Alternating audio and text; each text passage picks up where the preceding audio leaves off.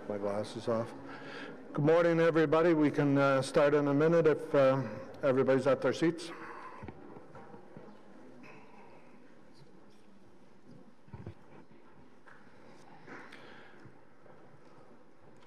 Thank you. Welcome to the Audit Committee meeting of Monday, the 30th of April, 2018. And I'll ask the committee for any declarations of interest. None? Thank you. Can we confirm the confidential minutes of the 30th of November 2017? They've been distributed to you in an envelope. Please ensure that you return these envelopes to the coordinator by the end of the meeting. If you'd like to wait to the end of the meeting to approve the minutes, or we can confirm them now. It's your choice. Everybody's good? Okay, confirmed. Thank you. Item number 1 of the agenda is the reports on investigations into long-term care homes. The Auditor General has a presentation, so we can, and you've also have a motion, sorry, to add this supporting documentation to the report. Councillor Cloutier, please read that motion. Merci, Monsieur le Président. Attendu que le document à l'appui ci-dessous n'a pas été distribué avec l'ordre du jour, Bureau du vérificateur général, rapport sur les enquêtes menées dans les foyers de soins de longue durée. Therefore, be it resolved that the Audit Committee approve the addition of this document for consideration by the Committee at today's meeting pursuant to Section 89.3 of the Procedures Bylaw, Bylaw 2016-377. Is that motion carried? Carried, thank you. Mr. Hughes, would you like to proceed with your presentation?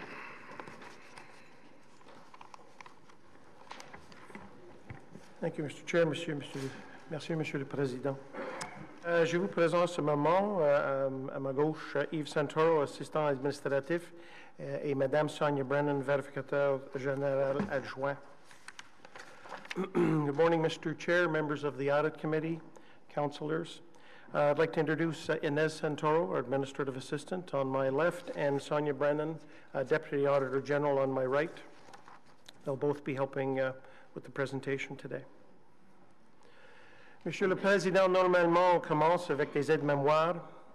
Et aujourd'hui, c'est un rappel que selon la loi sur les municipalités, une municipalité peut nommer un vérificateur général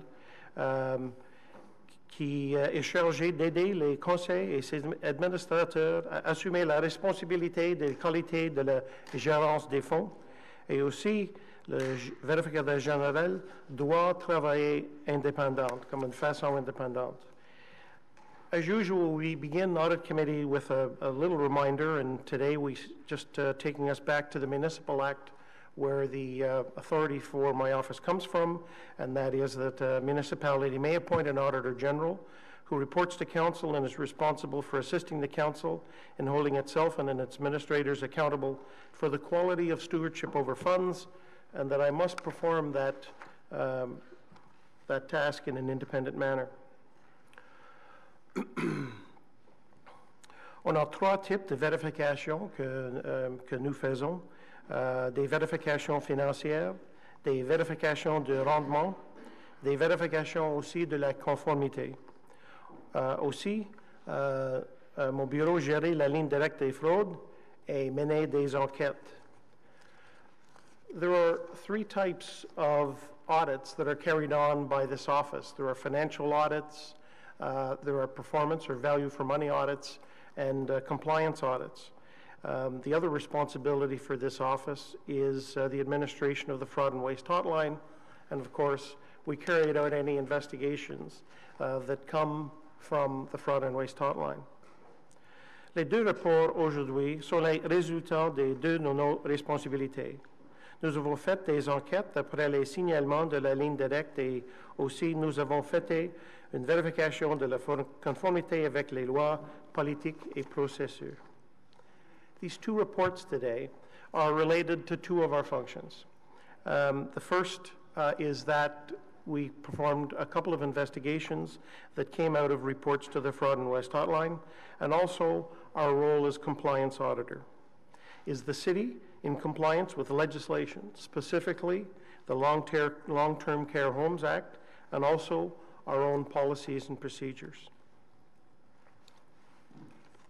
Today, we have two reports. The first report is a review of medication management at long-term care homes, and the second is an investigation into the reporting of an incident at a City of Ottawa long-term care home. We'll begin with the review of medication management. Cet examen a été mené en réponse aux problèmes signalés à la ligne directe.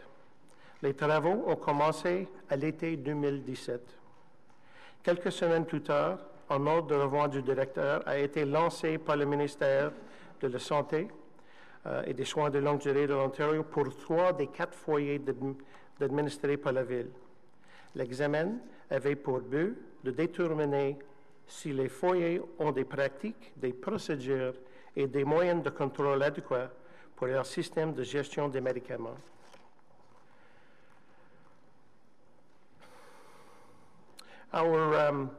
The fraud and waste line received a couple of reports in 2017. We began our work in the summer of 2017, and you'll recall that shortly after we began that work, the ministry issued a director referral order for 3 of the 4 City of Ottawa long-term care homes. Accordingly, we delayed our work until January 2018. Our objective in this investigation was to determine if the long-term care homes have appropriate practices, procedures, and controls in relation to medication management system. And of course, we were looking for to ensure that the city was in compliance with the Long-Term Care Homes Act, the regulations, and any policies and procedures that exist. We selected 2 homes for evaluation, the Peter D. Clark and Gary J. Armstrong homes. Our review covered areas of medication management, including governance, acquisition and receipt, storage, administration, destruction and disposal, and emergency supply. We made a significant investment into this investigation. In addition to interviews and documentation review, the audit team spent more than 5 days at each home conducting direct observation of personnel during the performance of their tasks in relation to medication management. Now, at this point, Mr. Chair, I'd like to thank staff for their cooperation and, quite frankly, their candid comments. It made our work a lot easier, and the cooperation was certainly appreciated. Nos principales constatations, par exemple, il y a des lacunes dans les politiques et les procédures en comparaison avec les règlements de la loi. Pour vérifier si la Ville est en conformité avec la loi, par exemple, un foyer doit avoir un système interdisciplinaire de gestion des médicaments.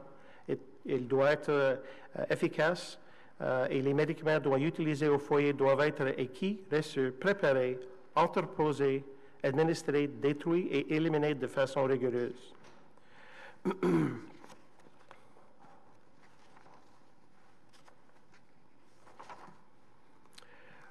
Under the Long-Term Care Homes Act, a long-term care home must have an interdisciplinary medication management system, and that system must include the accurate acquisition, receipt, dispensing, storage, administration, and destruction and disposal of medication. A lot of them may seem logical to all of us. It's no different than any activity, but in this case, you're dealing with medication, and they must be the systems must be more rigorous than you would see in any other instance with any other type of inventory. The homes must have comprehensive policies and procedures that not only documented, they must be clearly understood to meet the requirements of the regulation. The staff involved have to be accredited to carry out their duties. And there must be an interdisciplinary team that meets at least quarterly that evaluates the effectiveness of the home's medication management system. We found some gaps in the city's policy and procedures when we compared them to the regulations. For example, we found that there was no procedure to address the implementation of corrective actions stemming from audits or reviews of destruction and disposal of medications. You may not be aware, but the pharmacy service provider conducts quality improvement reviews. We reviewed a sample and noted that there were recurring findings and that there was nothing to show that corrective actions were implemented, which the regulation requires. For the most part, other than the lack of enforcement of some of the policies and procedures, we found that the policies and procedures that did exist were adequate, but as we've stated, they must be followed. En concernant l'acquisition et réception des médicaments, le foyer doit avoir des moyens de contrôle régissant la commande et la réception des médicaments par le personnel autorisé. Nous avons constaté que les reçus de livraison sont signés par les personnels, mais l'illisibilité des initiales et des signatures ne nous permet pas de déterminer si les signataires étaient des employés autorisés.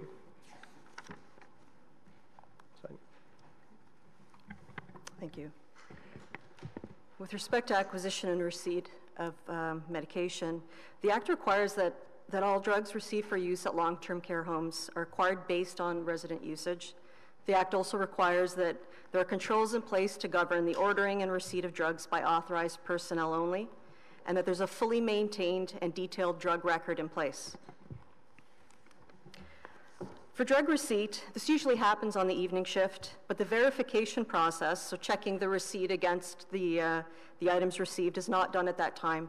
It's done later in the evening on the night shift. We did look at the records and found that some discrepancies do occur.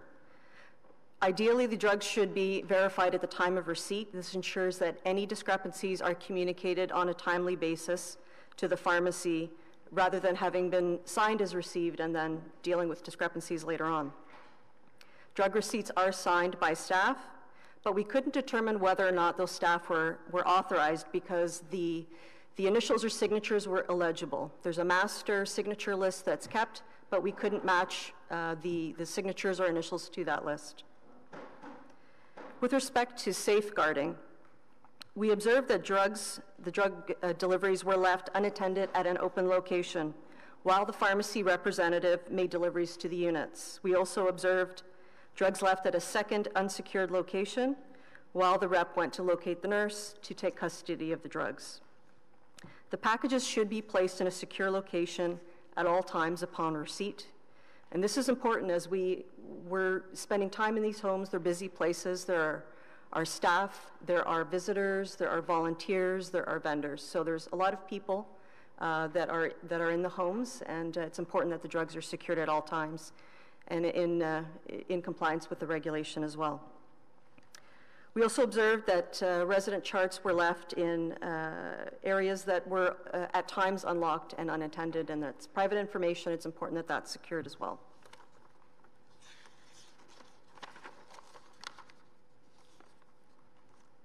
With respect to the storage of medications, the Act requires that controls are in place to ensure that all controlled and non-controlled drugs are stored and safeguarded and accessible only to authorized individuals. They need to have adequate procedures in place to reconcile controlled drug inventories monthly and identify discrepancies on a timely basis. The homes are also required to ensure that drugs that are stored are secured and locked at all times when not in use, and access to these areas must be restricted. We found that storage units that hold a week's supply of medications for each resident were observed to be left at times unlocked and unattended. Each home also has a government pharmacy. This provides access to non-prescription drugs in bulk quantities. The government pharmacies are in areas that are separate from other medication storage areas. At both homes, we found no adequate systems in place to document the acquisition, the removal, or the use of those drugs. There was no physical stock taking or reconciliation done to identify if there were any differences between the quantities on hand versus what was dispensed. This allows the opportunity for unauthorized removal without notice or accountability, and it increases the risk of drug diversion. We found similar issues and risks in excess medication stock areas as well. The medication rooms and the government pharmacies have no cameras. Given the volume of the medication that's stored, cameras would provide added security and again reduce the risk of drug diversion.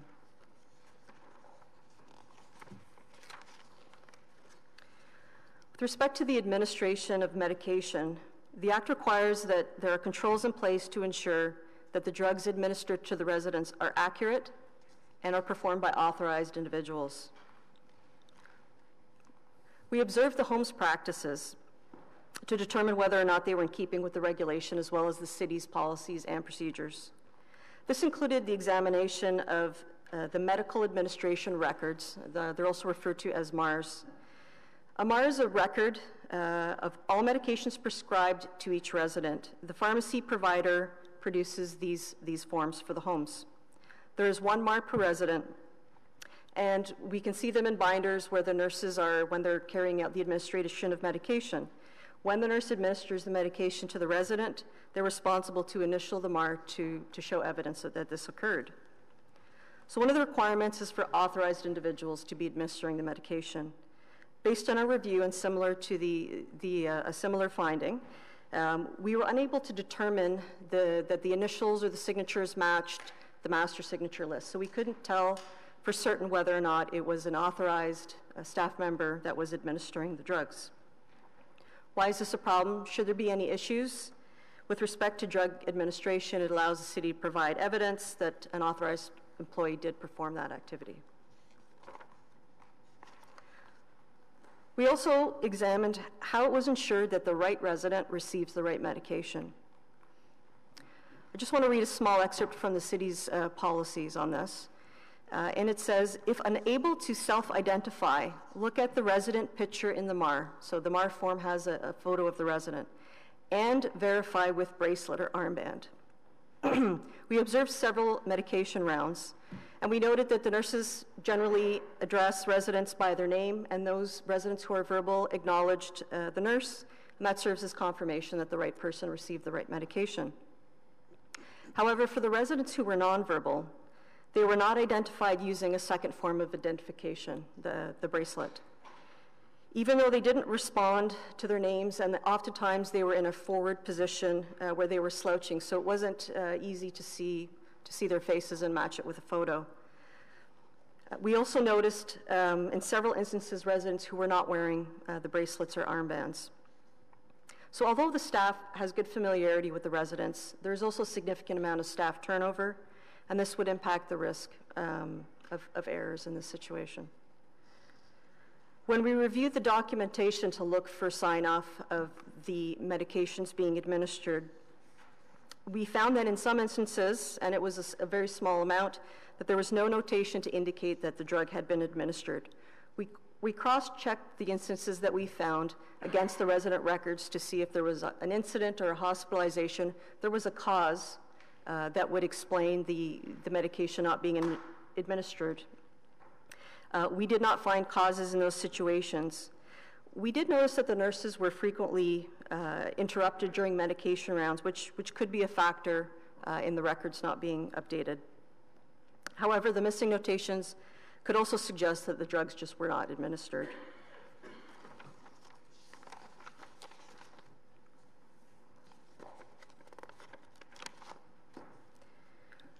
With respect to the destruction and disposal of drugs at long-term care homes, the Act requires that each home has a drug destruction and disposal system to identify and destroy and dispose of drugs that meet the criteria for destruction.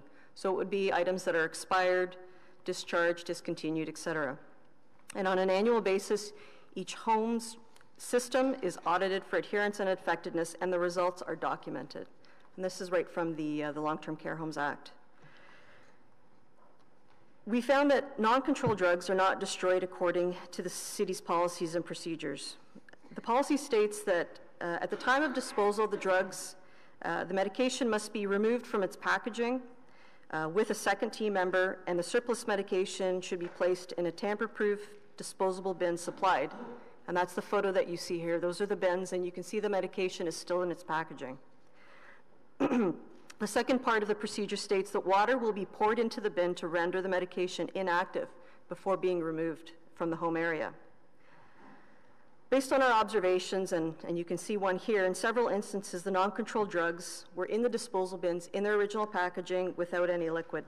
They weren't sealed, and on separate occasions, the auditors were able to open the bins, which again shows risk of potential drug diversion in the homes.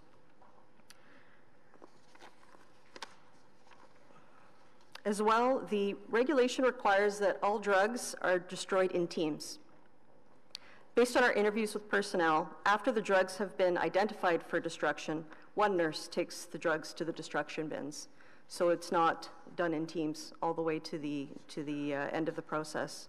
Again, this increases the risk of drug diversion. As well, we noticed the bins with the non-controlled substances. They're removed from the medication rooms and they're placed in a designated storage area. Then they're moved to an unsecured holding area to await pickup by a third-party contractor.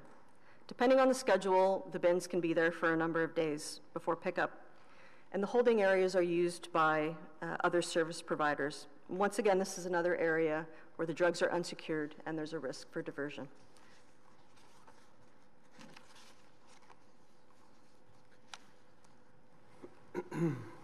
Tous les foyers en réserve de médicaments contrôlés et non contrôlés.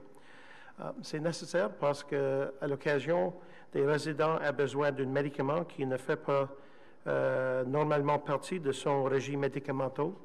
Donc, on s'appelle cette réserve la réserve de médicaments en cas d'urgence. L'examen a révélé des anomalies dans la consignation au registre sur les médicaments pour les deux foyers. Dans certains cas, rien n'avait été noté pour justifier le retrait du médicament. Dans d'autres cas, nous avons relevé des erreurs mathématiques dans le calcul des médicaments restants. Aussi, aucun inventaire périodique du stock de médicaments dans la réserve n'a été réalisé et aucun rapprochement n'a été effectué. Le manque actuel de moyens de contrôle adéquats fait grimper les risques de détournement des médicaments. La direction est d'accord avec toutes nos 17 recommandations.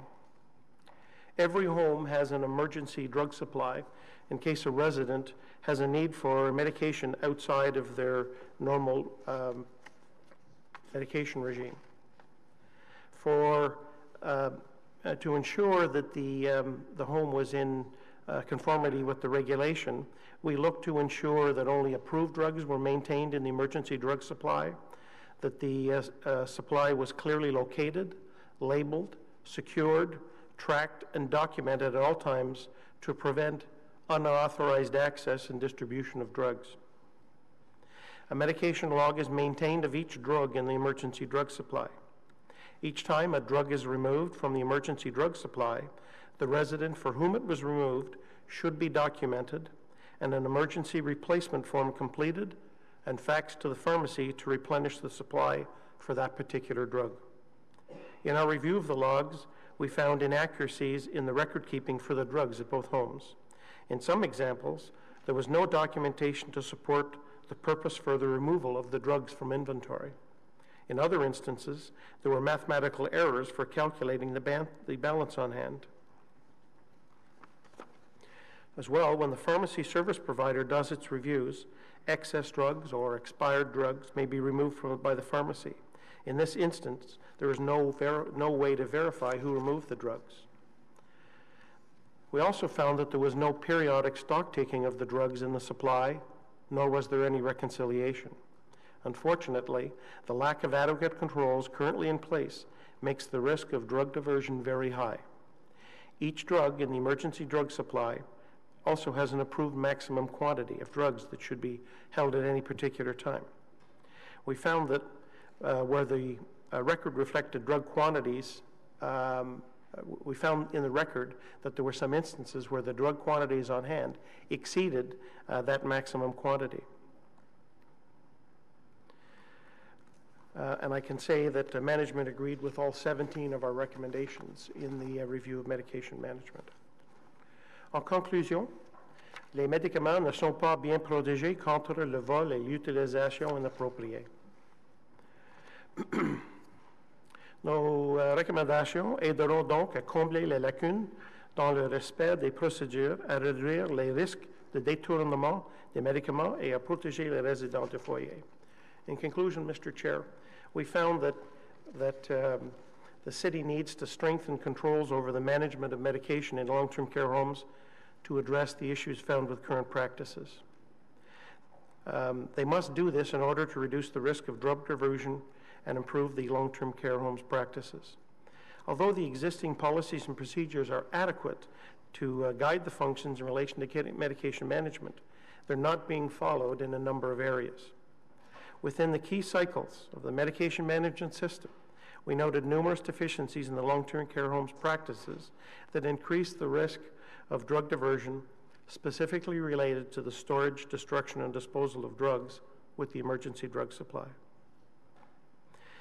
The recommendations that we made mitigate the risk of drug diversion and contribute to the safety of legislation of long-term care homes and ensure that the homes are in compliance with the legislation.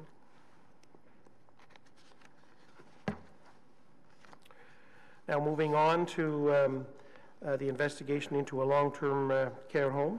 Sorry, Mr. Auditor General, would you like to take questions on that first part of the report before you move on to the second report? It's your choice. It's the will of the committee. Okay.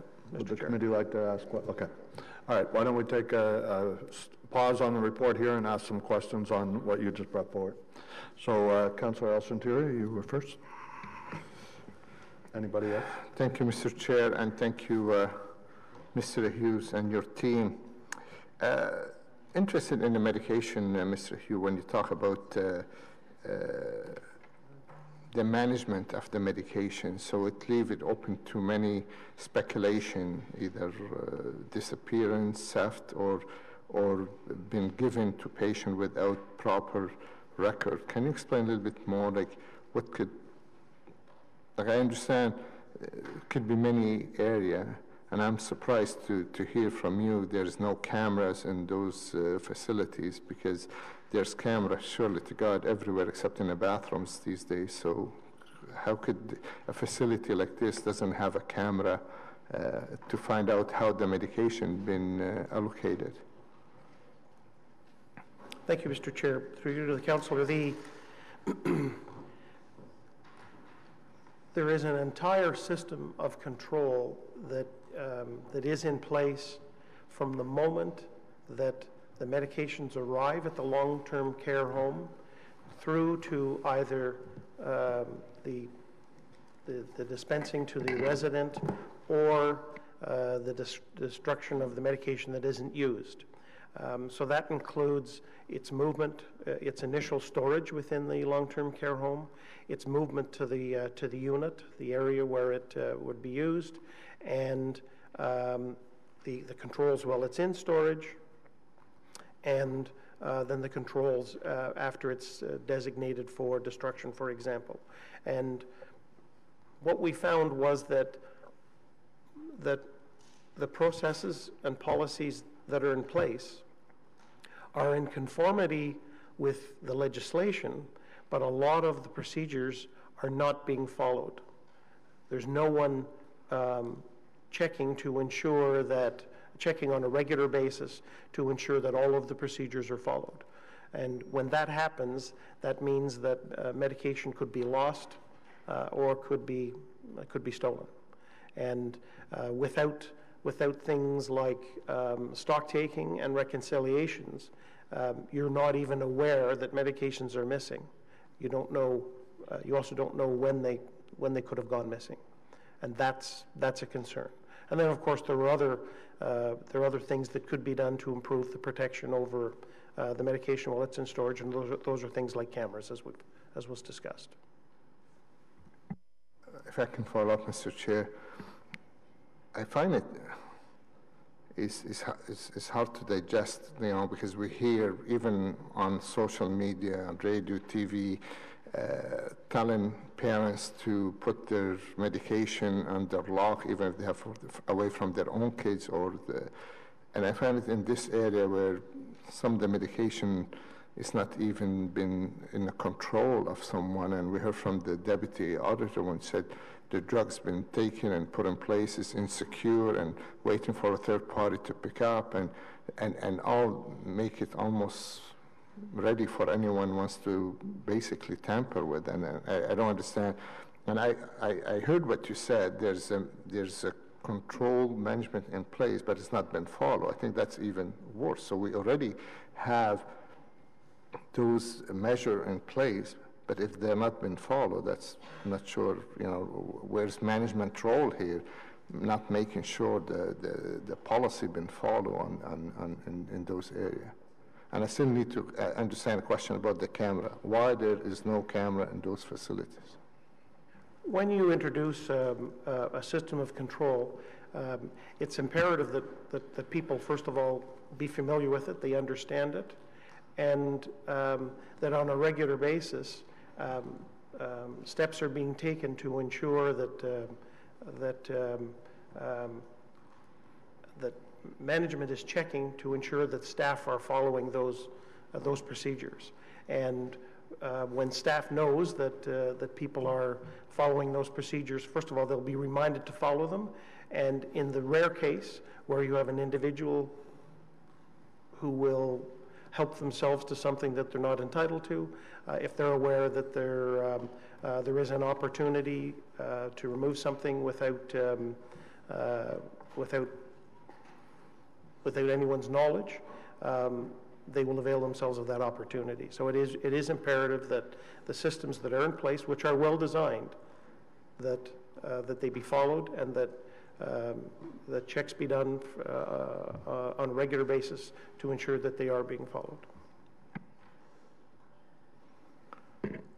Is it management going to answer the question about the camera, why camera was not installed in those areas? Can we ask staff why camera was not installed in the area where those drugs been stored or been given? Or I'm just interested because we have cameras almost everywhere in almost every hallway. Why was no camera in place to make sure the people who's managing those drugs follow the procedures and follow the policy you have in place? One of the recommendations from the Auditor General is to put cameras in those rooms, and we will absolutely review that in terms of putting cameras to ensure that there is no diversion of any of the prescriptions and the medications. But at this point, we do not have them. We have them in hallways and in some of the residents' rooms at the request of the families, but not in those rooms. But we will be considering them going forward. Okay, thank you. Thank you, Mr. Chair. Thank you, Councillor Al-Shatturi. Councillor Cloutier. Thank you, Chair Hubley. Just following up on Councillor El-Shantiri's question about cameras, he's referring to recommendation 10 and management's response is a risk cost benefit analysis will be completed by Q2 2019. That's a year from now. It's an important issue. I share Councillor El-Shantiri's concern. Why can't that be acted on? Why can't we not have that analysis done more quickly? We have received feedback from 5 different sources since July of last year, and CPS will receive later today a consolidated work plan that reflects all of those recommendations, and it's upwards of 80 different recommendations. What we're doing is trying to prioritize those that are more closely related to the care and services of our residents and families as a priority, and looking at those other recommendations, some of which came out of the 2 audits that you'll hear about this morning. If we can move forward on these, we certainly will. And when we talk about some of the diversion, in terms of missing medication, we do find that we may miss a dose. Those that when they go missing, we actually record those. And so in terms of risk, at this point, it is low. But we can certainly look at moving it forward based on any recommendation we receive from committee. I think if we look at the whole gamut of recommendations, it's it's an inventory control issue, and I guess I'm addressing management now. It's an inventory control issue. It's not that complex. It's a pretty dangerous substance. What type of drugs are, I guess to the Auditor General or to Janice, what type of drugs are we talking about? Can you give us some of the names or their class? Mr. Chair, there are two. Management can correct me if I'm wrong. There are two classes, controlled and non-controlled, and then the controlled ones would include opioids, for example, pain medication, and then there are the non-controlled drugs, and there are two policies for disposal of each of those types of drugs. Okay. The recommendations, the observations that we made on the destruction and disposal of drugs related to the non-controlled drugs, which, although not opioids, still have a value and still have consequences for if they were misused, for example. So we are talking about dangerous, addictive substances that have a market value. When we're talking about in one of those emergency classes. drug supply, Okay. and the controls around the emergency drug supply, yes. Okay. So back to management, where dangerous substances that have a market value, a danger to patients, a danger to staff, danger of theft. It's an inventory control issue, and I'm just looking at management's responses to the recommendations, Q2 2019, Q2 2019, Q1 2019, Q2 2018. It seems to me that it's, and I recognize the complexity and the layers of it, but can you assure the residents of the City of Ottawa who have parents, grandparents, brothers, sisters in our long-term care that you will give this inventory control issue the importance that it has, given the substance and the risk that we're dealing with? Going back to the question about the different types of medication, the medication that goes into the sealed bins are over-the-counter medications, such as Tylenol, Imodium, those types of things. They should be removed from their packages, put in the bin, and with water added. The other medications go into a lock box with two authorized individuals that review that and track that, and then it goes into that lock box until returned. So there's quite a bit of rigor, I think, around the policies and the procedures currently. Certainly, the Auditor General has pointed out some gaps and some areas where we can improve, and we take those seriously, and we will look at each and every one of them and implement them as soon as possible. On any, with respect to some of the procedures, let me bounce back to the Auditor General. Is it a question of the policies and procedures being adequate or not adequate, or is it following the existing policies and procedures? Mr. Chair, as regards the emergency drug supply, which includes both controlled and non-controlled drugs, the policies are adequate. They are just not being followed. Okay. And that is where we are most concerned about the risk of diversion. It's in the emergency drug supply. Okay. And I understand Janice, what you were saying about the controls that are in place. Let me ask you, on any given day, with respect to receiving drugs, on any given day, how many people are authorized to receive the drugs? And what I'm going to get to is the illegibility of signatures. How many people are authorized? So these questions are very operational. I've asked Dean Lett, who's the Acting Director of Long-Term Care, to respond to the question about the frequency. I apologize. Could you please? Mr. Chair, could you please repeat the question? On any given day, how many people are authorized to receive the drugs? When we're receiving drugs, and one of the issues is that there's an illegibility of signatures. in the homes, we have a service delivery model that supports RNs and RPNs on the day shift and on the evening shift. The legislation requires that 24 hours a day, there is a registered nurse in the home, and those individuals are licensed to receive and to administer medications. Okay. So RNs are the ones. Sorry, and RPNs as well. Yeah, okay. And they have, and I'll just wrap up, Mr. Chair. I know that there are others who have questions. Have you found, Mr. Auditor General, that, in your opinion, the application of the policies and procedures which you say are appropriate are being enforced, are being exercised in compliance with the professional standards of that profession? Mr. Chair, through you to the council, I wouldn't be able to comment on what is expected in the nursing profession, but the controls that we would expect to see over the commodity, medication as a commodity, when you consider the costs and the risks that are associated with medication.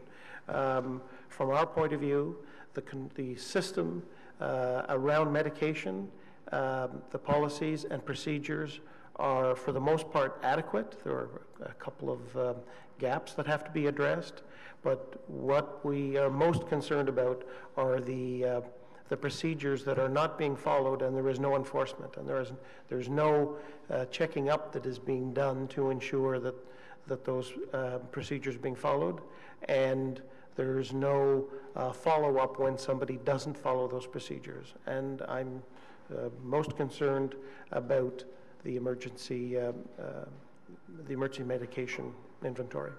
Okay, thank you. Okay, thank you, Vice Chair. Sure. Councillor Deans. Thank you. I'm going to be a woman of few words today because I've lost my voice. But I requested this systems management audit because of a gentleman that came to see me, Mr. Hughes, as you will clearly recall, that was concerned about his mother receiving drugs in a timely fashion on a schedule. And I'm wondering, I didn't see any specific recommendations on that. So did you investigate the timelines upon which each resident is receiving their medication against their individual care plans?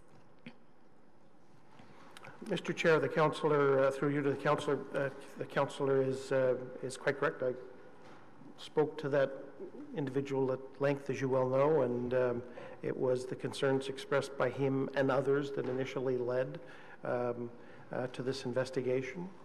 And we looked at all aspects of the system, as is evidenced by the issues that we found.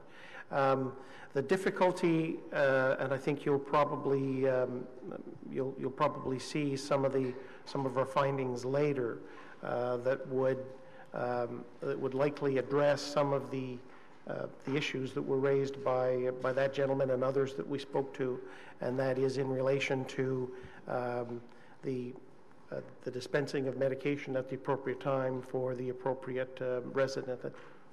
And you'll see later that staff had expressed concerns about the activities that they have to do, and in the time that's available to it. And it's clear that affects the timing of the delivery of their medication. What we were not able to determine adequately to the level that we do in an audit was if that is a large problem, but it's certainly something that I think should be looked at, and I believe falls under the domain of the running of the home itself. And I think the report that will be delivered to the committee afterwards will address some of those issues. Thank you. Thank you, Councillor Deans. Councillor Wilkinson. Thank you, Mr. Chair. I recognize some of the issues that are coming up because I have to take medications too. It happens when we get older. The issue that I think you raised a point that turnover of staff could be an issue, and it's really, I think, there's a couple of things that I think at the crux of this matter. First of all, a few years ago, I know we were forcing efficiencies on every department, including long-term care, and they had some reduction in their budgets because of that. And it seems to me that the efficiencies here are not saving time, but making better controls. Did you see any indication that the problem is really related to the fact, and you've mentioned it a bit, that they literally do not have the time sometimes to follow all of the instructions that are part of the protocol in order to actually get the basic work done there? Certainly, Mr. Chair, that was a sentiment that was expressed to us by staff, and we'll talk about it shortly. But when we talk about the lack of enforcement of key steps in the system of control around medication, that enforcement would come from the supervisors and management. The checking from time to time. We're not. It's the checks that should be done to make sure that that people are recording as they withdraw medications from an inventory, that it's for a valid patient, and that the mathematical calculation is accurate, and that the inventory that's on that is on hand is the right inventory. Generally, those are things that would not be done by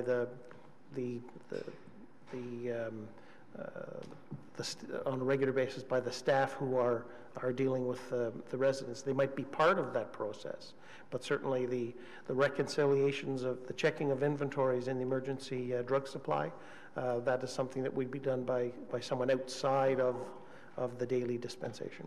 So maybe that then should go to staff. As I really was interested in, I know because of turnover, there has to be ongoing training all of the time, because there's a lot of regulations with these homes that people have to be aware of, and not just the ones that have the right to sign things, but the other staff need to understand and to know who can do what as well.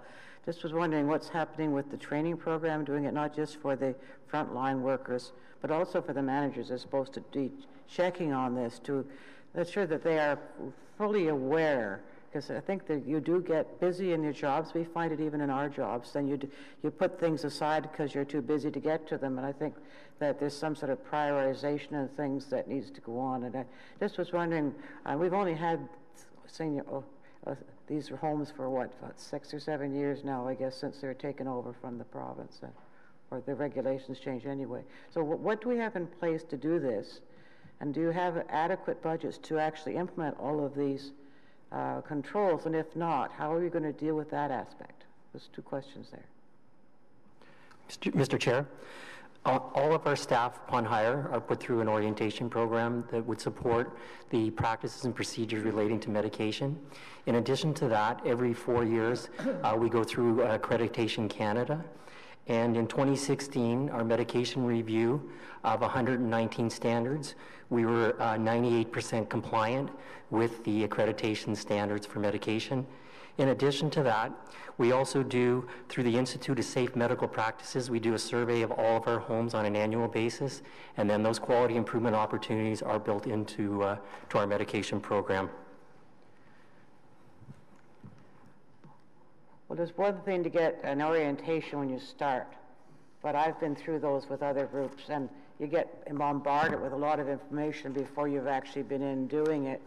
Do you have, like after a couple of months, it's really very useful to then have a review going over, because at that point they see things happening, they know how it works a lot better, and they can actually understand things better, because it tends to, you know what it's like when you're being trained. Sometimes you get so much coming you can't absorb it all, and you need to have that practical experience to pick it up. Is there some sort of, not every so years, but within a fairly reasonable length of time of starting, but not immediately? Mr. Chair, we do have peer support within our registered nursing complement. So when a new nurse starts with us, we will buddy them up with another nurse, and they would be there to support one another. Often as well, on the day shift, we would have a registered practical nurse and an RN working together. So there's that support between the two in terms of ensuring the medication practices are being followed. I would like to add one other point in relation to the recommendations and the delay in some of the recommendations moving forward. We are in negotiations for a new resident care information system, which will be implemented in the fourth quarter of this year. As a second phase to that IT plan, we will be going forward with an electric medication administration record, which will address several of the recommendations that have come forward in today's audit. So it's really what you're saying with the training, it's really on the job from the people already there, as opposed to having a general review, taking them out of the situation and going over to make sure they understand things. Mr. Chair, we also work very closely with our pharmacy provider, who actually develops the policies and procedures in conjunction with us. And we will be working very closely with our pharmacy provider to address the areas that are being recommended. We take these very seriously, and we've already started to take actions in terms of the receipt of the medications. When they arrive in the homes, they're being put under lock and key immediately until a registered staff can pick up those medications and take them to their unit. Would that person from the pharmacy then ensure that the person signing for them is one of the authorized people, and that the medication, I think it was said, was counted or checked at that time to see that it was what was ordered was what received? Because that was one of the issues that I think I just heard raised earlier. So I think that's where it has to happen. Mr. Chair, the receipt of the medications, from a legal perspective, a receptionist can receive those medications if they provide their driver's license number. So that's within the legislation currently. Our practice is to work with the pharmacy provider, and what we're doing now is we are going to have the driver, when he arrives, we will notify the charge nurse in the building, and that driver will then deliver the medications to the charge nurse in the building, so that we won't have them being stored at the reception area until a registered staff member is able to pick them up. It wasn't just picking them up, but that was also to check if the quantities received were what was on the list, basically. So the receiving of the medications, for the nurse to go through all of those, it would be very time consuming and would have an impact, a direct impact on the care and services to residents. We are doing the checking on the night shift, where there's time for the nurse to be able to validate the medications are correct, and any discrepancies are reported immediately to the pharmacy, and those discrepancies are corrected right away. So you have that arrangement with the pharmacy. They take your word for it then. I know that's the problem, of course, that these are busy places with patients that need a lot of attention normally, and I can see where the difficulties could come in. So, but I do think the ongoing training is actually crucial, not just for the ones the city runs, but everyone in the province, frankly. So thank you. Thank you, Councillor Wilkinson. Councillor DeRusse. Thank you, Mr. Chair. I think Councillor Wilkinson asked lots of good questions, but it is really sad and disturbing to read some of the findings on the auditor report, because when people put their parents or loved one at home, it's the main thing is because for us to give them a long-term care, which is medications come first. And in the finding and all these, this management receiving and dispersing and all that, I'm glad to hear management, excuse me, I'm glad to hear the management are taking steps right away, and because these are very important key findings, and I hope we're not going to wait for another 2-3 months to do another follow-up. But I encourage the senior management to really look at this very seriously, because really the drugs are important for our residents. I sit on a board of the director for the long-term care in Osgood Care Center. Most of you know that. And our main and our stream, the most important thing is to look after the drugs, how we administrate the drugs, how we receive them, and how we dispose them. it's really sad to see that we had to wait for an auditor report to find these findings. So I hope that all these mistakes will be look seriously at them and don't wait in the time frame. We need to address them right away. My other question would be probably to the AG, that do we have a price tag about all these mismanagement? Do we looked at how much it's costing the city taxpayer, or someone that is it in the thousands? Is it in a million? Mr. Chair, I can say that we did not cost out the potential losses if anything was if any medications were diverted, but and we did not cost what the extra controls would be. This was an investigation around medication management, and we've identified the problems, and the solution rests with management. But at the end of the day, the policies and procedures that have been written are for the most part adequate. The question is the enforcement to make sure that staff are doing what the policies and procedures say they should do. Thank you, Mr. Chair. And I really address the senior management. I really think with the 17 recommendation, we should really look at them and try to address them one by one as soon as possible, because there is no room for mistakes when we administer drugs to our senior. Thank you. Thank you, Councillor Kader. Thank you very much, Mr. Chair, and thank you very much, Mr. Hughes, for your audit this morning. Just a couple of things, Mr. Hughes. I mean, we've worked on audits from your office and on a previous auditor on a regular basis, and majority of the audits that I see sitting around this table seems to suggest a lack of check and balances. You mentioned this morning that you see the policies in place, yet it's not being followed, or there's a lack of follow through. As an auditor, do you ever recommend to the city staff as to how to not only improve the checks and balances that are currently in place, but how to go beyond that step in terms of carrying forward to avoid audits like this, where, you know, the biggest thing I see here is the lack of checks and balances. I mean, the policies are there, staff is there, yet there's no follow-up in terms of either receiving these drugs and or handing them off to an appropriate person and or to administer them properly. So just your comments on that, Mr. Auditor.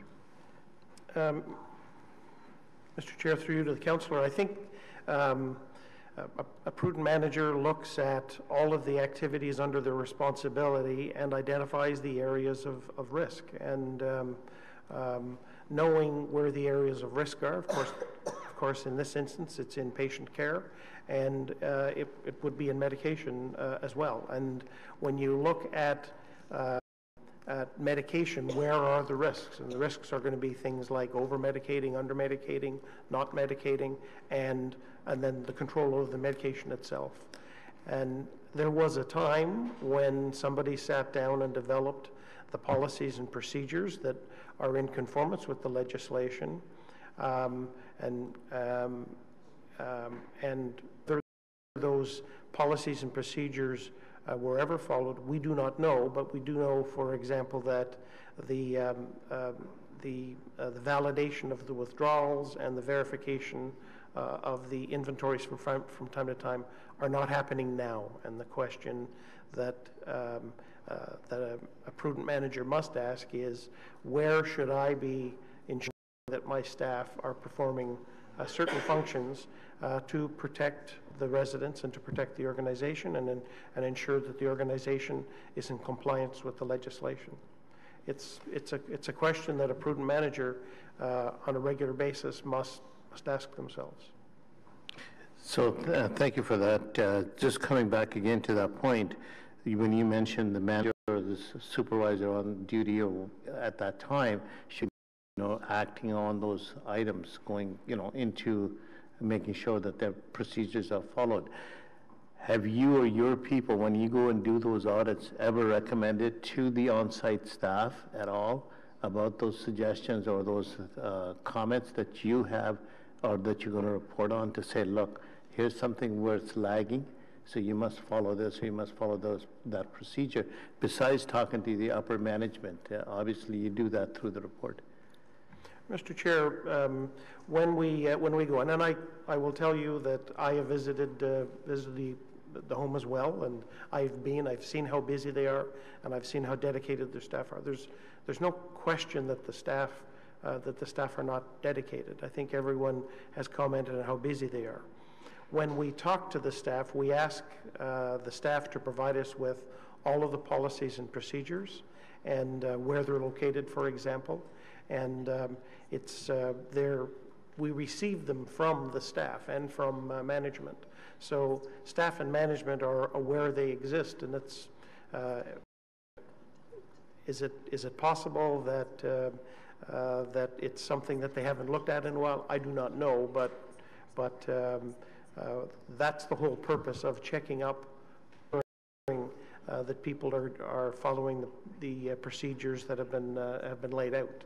And if you go back to someone and say, when you removed X from the emergency drug supply, you didn't say which patient it was for.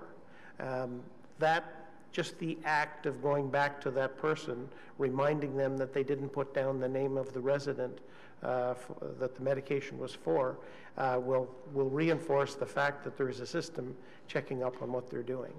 And it's imperative that these activities happen, because it protects the commodity of the medication, and it reminds the staff that of the duties that they are supposed to do in case they've forgotten. Thank you. Thank you, Mr. Chair. Thank you, Councillor Kadri. Councillor Eglai. Thank you, Chair Hugh, for letting me sit in this morning. I want to kind of take Councillor Derouze's question and turn it on its head. What you seem to be suggesting is that all the right steps are there. There's a few tweaks in terms of processes, but all the right steps, they're not necessarily being followed. And some of my colleagues talked about cameras a little while ago, and why don't we have cameras? So was a costing done of the necessary funding to implement the gaps or the tweaks or the cameras? Because it seems to me that's where the cost issue is, based on what you're saying. All the right pieces are there, they're just not being followed. And how do we follow them? And technology is one of the ways we can do it, through cameras and whatnot. So it could be yourself, it could be staff. Do we have an idea of what the dollar amount is that's necessary to meet the recommendations that you've suggested?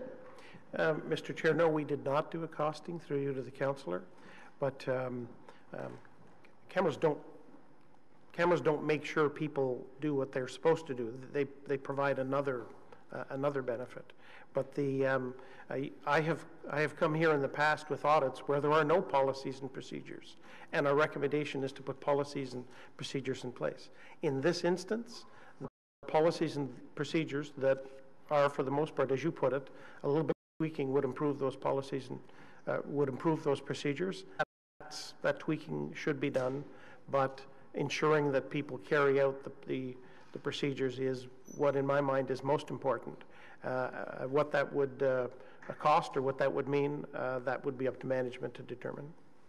And I don't know, Janice, if you're in a position to answer. I know we're going to have a bigger discussion in a meeting that will come shortly thereafter. So I don't know if this is the right forum to have that discussion or not, or whether you want me to save that until the next committee. There is Mr. Chair, there is a report that's going to FEDCO tomorrow, actually, and within that report, there is a recommendation to establish $1 million to set aside for things such as technology, training, and some equipment that needs to be changed, such as beds and lifts and those sorts of things. So out of that funding, it's something we can certainly look at, and that was what we identified in our recommendation back to the Auditor General about reviewing the costs and risks associated with putting the cameras into these rooms. So I don't want to let it sit out there that I'm just concerned about cameras. Obviously, that's the more substantive piece, but one of the things that we seem to have heard is there should be more than one staff furnace and there's only one staff doing it. This might be better done during the day, but we're doing it at night because it's less busy at night. So is some of the a change in how we staff or how many staff we have? Is that part of the solution that would make the existing policies and procedures work better? That is a twofold question, and just in terms of the front-end question, Mr. Chair, is that we have, through all of our consultations and through all of the reviews that we have, the one consistent message is that we need more staff.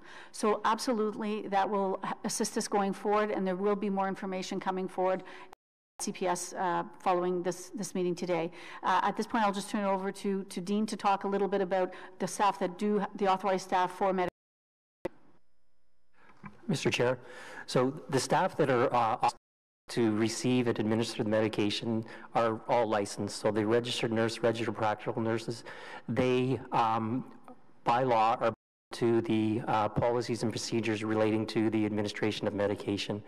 The reconciliation of the medications on the night shift, we've not had any issues where a resident's health or safety was risk because we chose to do the cross-check of the medications on the night shift. So there hasn't been an identified risk associated with a resident not getting a medication because we delayed in checking the medications that come in. Just very quick follow-up for the auditor. I had thought during your presentation you indicated that was one of the things you thought needed to be addressed. Or am I missing something? Mr. Chair, the reason why we raise it is the risk is not to the resident. The risk is that medication could go astray before it's reconciled. And well, it's wonderful that the pharmacy provider will make up any deficiencies.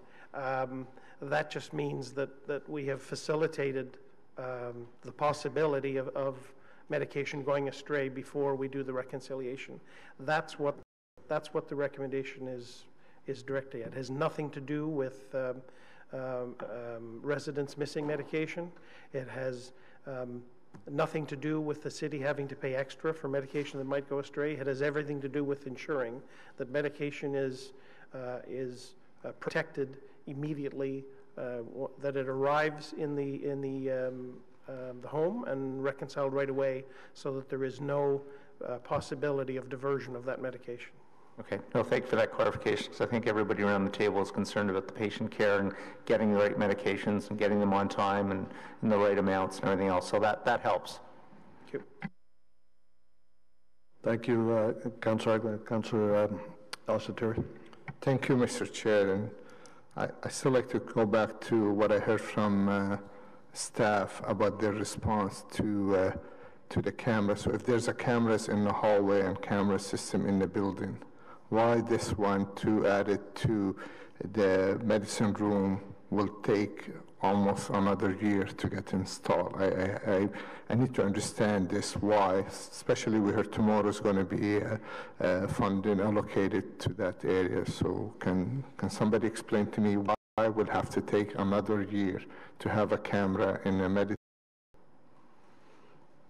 So, Mr. Chair, we're going to move that action further and have the corporate security give us pricing to install those cameras. And as Janice mentioned earlier, we could be looking at taking out of the capital funding if it's approved tomorrow. So you're telling me we don't have to wait till first quarter of 2019 to install cameras in the medicine room? That's correct. Okay, thank you. Thank you, Councillor Al-Sattari.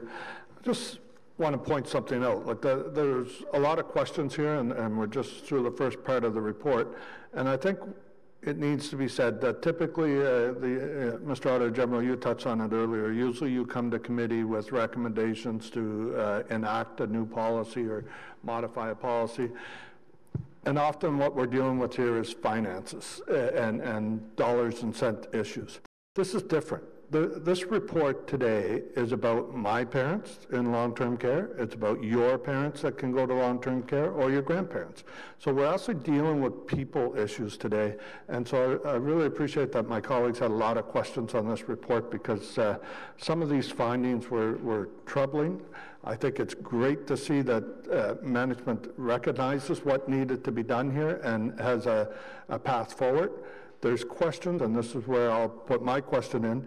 I just don't understand when it's something as we can't read the signature, that something can't be done right away to address that. Can employees not be given a number that they would sign with that number that you could recognize? Or could you ask them to print their last name so that you would know who's touching that medication? Why can't something like that be done right away instead of waiting for an IT system sometime next year? So, Mr. Chair, the medication administration record, the forms that are being used and provided by the pharmacy are standard for our industry. They are very tiny in terms of where a staff member can put their initials. That's why we have a master list of all of the employees who are provide medications with their initials, their signature, their employee number, so that we can have an independent review to validate who has administered those medications. Okay, then follow-up question to the Auditor General. Were you provided with that list when you were there so that you could reckon who signed on the medicine? Or? Mr. Chair, we were provided with that master list and we were not able to reconcile the signature in the MAR, or the medical record, with the signature in the master list of signatures. Thank you. So back to management, I think there's still an issue here. You've got to say that you can have inventory control over this medication in a way that someone else can read and know who wrote that medication. Mr. Chair, I should also point out that in some instances, the master list of signatures has exactly that signatures, and yet in the medical record and initials. So you can't, even when you do have a complete list of signatures, if somebody's using their initials, they're still eligible. Okay, thank you, Mr. Auditor General. I think what we'll do here, I'd like to move on to the second part of your report. Perhaps, sorry, Vice Chair, we'll have one last question. I'd like to offer to or ask the Chair Deans to perhaps take that on with her committee to try to figure out a way that they can track the medication, that you yourself would be able to know who signed it. Is that fair? Thank you. Okay, Vice Chair. Just two quick, one comment and one more question. So let's remember the objective is not to the signatures. The objective is to have control on the supply of drugs. That's the objective. So that there is a master list, but that it's not being reconciled does not attain the objective. On April 13th, we received a follow-up from Kevin Wiley and from Dan Chenier with respect to two audits that this committee had undertaken, that the Auditor General had undertaken in November, giving us an update. Can I ask management whether in 4 months we could get an update as to the recommendations of the implementation of the recommendations that we are finding in the Auditor General's report today in 4 or 5 months, as other departments have done? Mr. Chair, absolutely. As we have been keeping folks apprised, the stakeholders and council, in terms of what's been transpiring for the last 9 months, we continue to send updates and work plans and compliance plans. We will send out any information as updates. We'll get that in the fall? Absolutely. We can start it by the fall. Thank you. Chair. Mr. Auditor General, would you like to start your second part? And after this presentation, we're going to go to Mr. Kanalakis for a comment from the City Manager's Office, and then we'll deal with questions on the second part of the report. So members, let me know if you have any questions. Go ahead.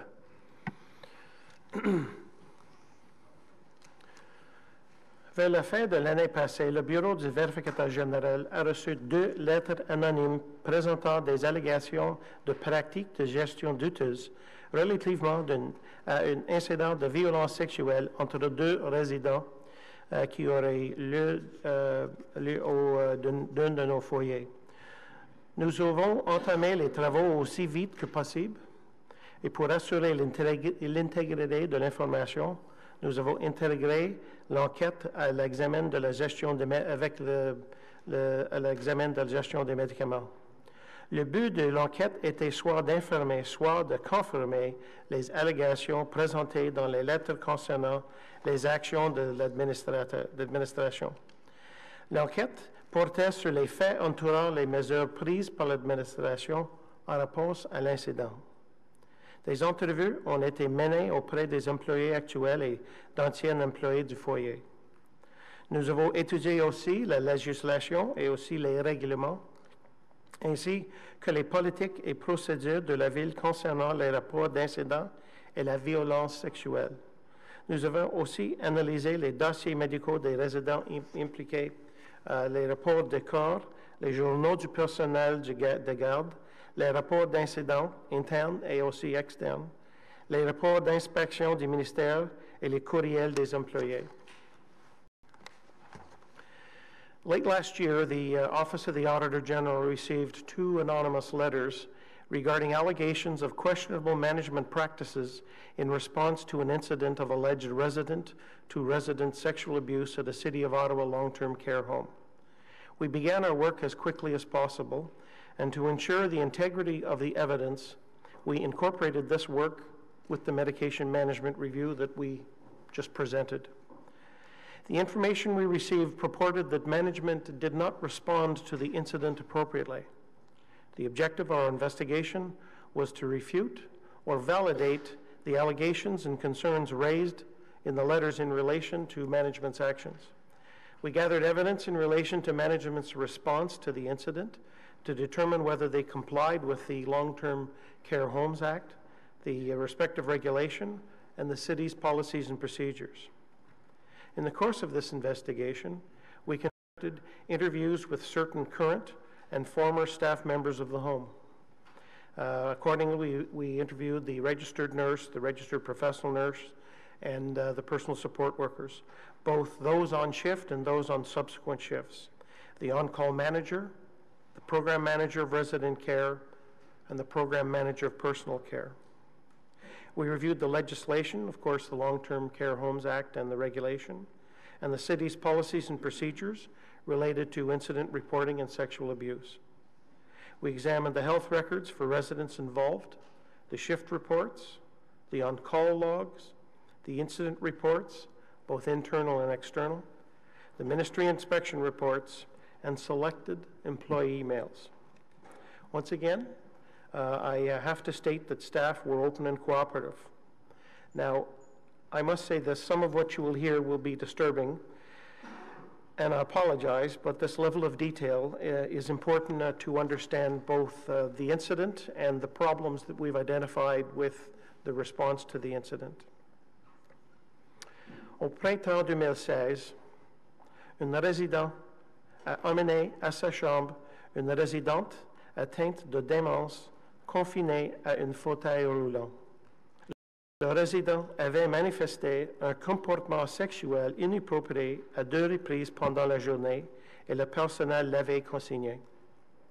En entrant dans la chambre, l'employé a découvert le résident complètement nu, essayant de se positionner sur la résidente, complètement vêtue et assise dans son fauteuil roulant.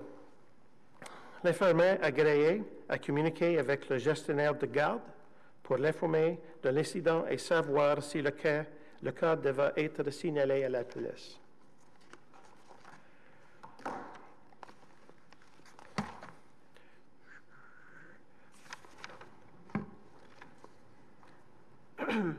On an evening shift last year at a long-term care home, a full-time personal support worker, I'll refer to this individual as the lead PSW, was working on the floor that night with a casual PSW. And a casual worker is someone who's not a full-time employee, and they fill in for the permanent full-time staff.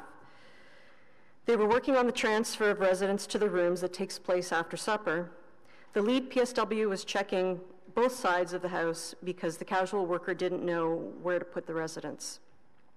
During this time, the lead PSW asked the casual PSW about a female resident they didn't see because it was time to put the residents to bed. The lead PSW went to check for her, and he didn't find her. The female resident is confined to a wheelchair, and she is nonverbal.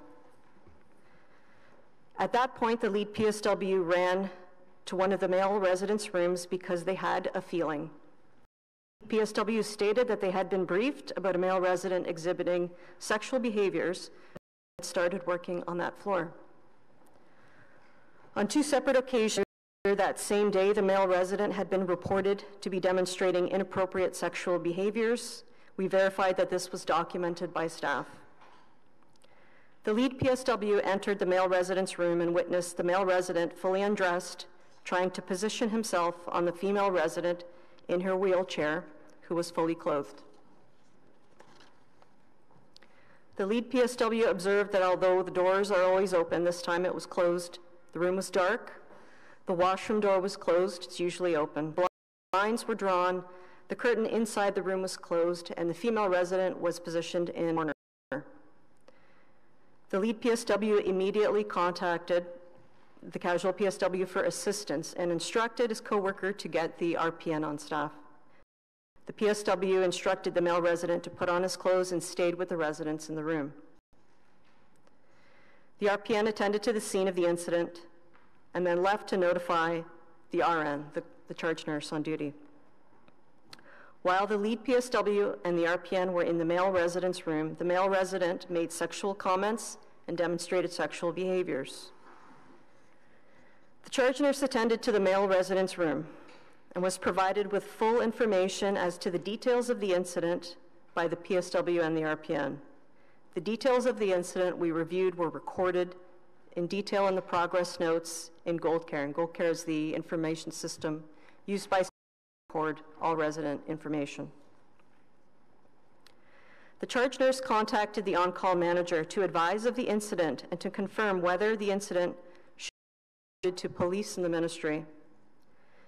The RN and the on-call manager agreed that based on the facts of the incident, it did not meet the criteria for sexual abuse, and therefore the police and the ministry need not be notified. This decision was based on the fact that no physical touching was observed, and the RN's assessment did not identify apparent injury to the female resident. At that time, one-on-one care was assigned to the male resident. The next morning, shift change, a new charge nurse comes on duty. She becomes aware of the details surrounding the incident.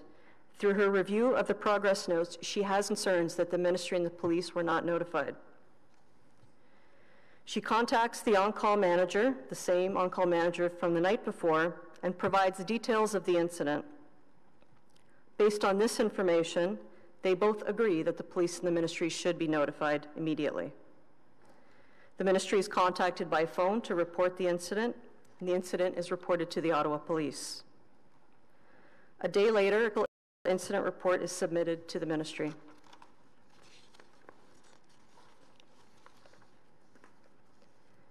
With respect to our findings from our investigation, the first aspect of concern is that when we reviewed the policies and procedures that the cities have, we reviewed the legislation from the Long-Term Care Home Act, we found there were inconsistencies with respect to the guidance for external reporting of incidents of this nature. So we created this table, and I apologize, it's not easy to read, and that's part of the issue. On the first column, you'll see the city's policy on the critical incident system, and this is essentially a policy on reporting requirements. In the second column, it's the abuse policy in the city, and then in the third column, the long-term care home regulation. And we just took small aspects of that to demonstrate where the inconsistencies and the confusion is. In the first column, you'll see that it talks about when to notify for an incident of abuse. The first one mentions injury, that there must be injury for reporting. The second two, the policy and the regulation, do not mention injury. In the second row, there's guidance for calling the police. Again, the first column indicates injury, but neither the abuse policy nor the regulation mention injury as a requirement for immediate reporting. Finally, in the last row, specifically relating to a single policy, the reporting policy. In one section it states, alleged, suspected, or witnessed incidents of abuse will be reported to police. In another area of that same policy, again, it mentions injury in relation to abuse. So as you can see, it's difficult to understand the guidance, and this causes a problem for staff.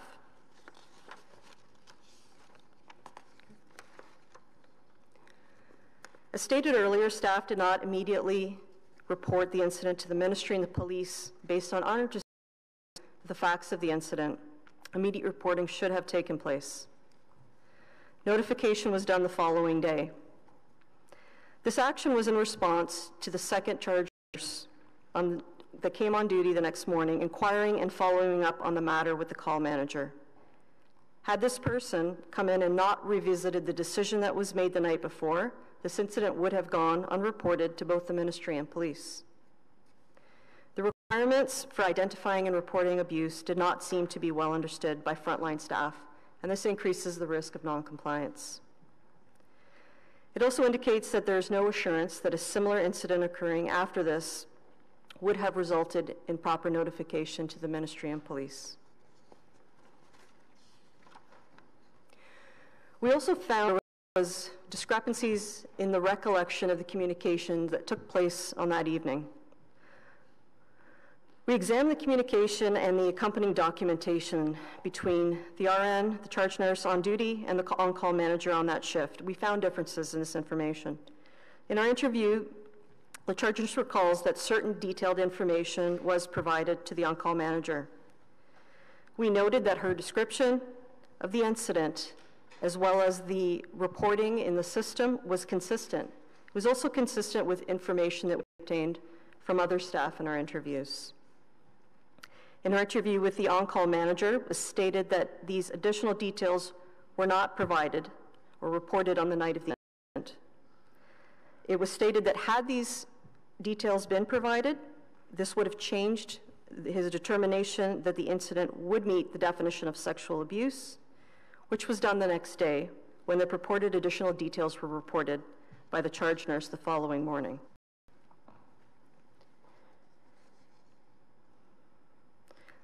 On-call managers maintain a log of information, so every time they receive a call, they're to document the details of that information. We found that the details that were recorded by the charge nurse in the system that night were not consistent or reported in the on-call log. There was much less in that log. Furthermore, despite the on-call manager's belief that they received inadequate information to make an informed decision, there was no follow-up conducted by that manager with the nurse regarding this matter. It would have been a good practice to prevent reoccurrence and ensure future compliance with reporting requirements.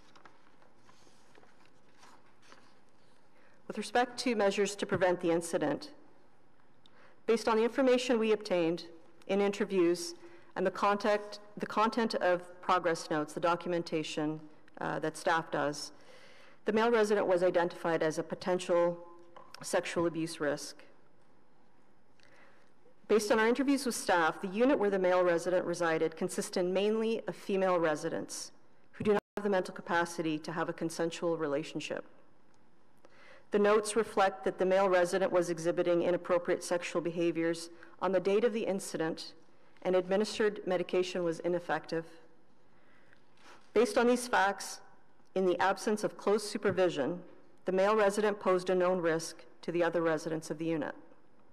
Stronger measures were only implemented after the incident occurred, and this was in the form of providing one-on-one monitoring of the resident, and eventually the resident was transferred to an all-male unit in the home. Had these measures been implemented earlier, it may have been prevented. Number 5, we spoke to a number of staff, and in the course of our interviews, there was a reoccurring concern that we heard, that the amount of staff was just not conducive to the work demands, and it was resulting in burnout, in absenteeism, and in staff not consistently following protocols. They gave examples to us of where staff did not follow procedures when operating lift systems, medications being administered outside of prescribed timeframes, and staff not reporting incidents occurring close to shift change, as it may result in overtime that might not be approved.